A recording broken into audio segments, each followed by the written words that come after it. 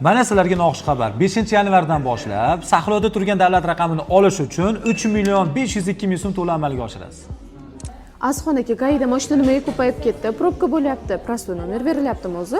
Mashhura, bugun Gaidagi mashinaning ko'pligini sababi damdan keyingi birinchi ish kunimiz ham haftani boshi. Prosto nomerga keladigan bo'lsa, vaqtinchalikka 100% prosto nomer berish to'xtatildi Gaida tarafdan. Prosto nomer berish to'xtatilgan bo'lsa, aksiyaga tushgan 5.974.000 nomerlar berilyaptimi hammaga? Aksiya vaqtincha edi sening. Bugundan 5.974.000 nomerlarning narxi 7.400.000 so'mga, ya'ni o'zi narxiga qaytdi. Endi bundan bag'iga sening aksiya emas, jiddiy noxush xabarlarimiz bor.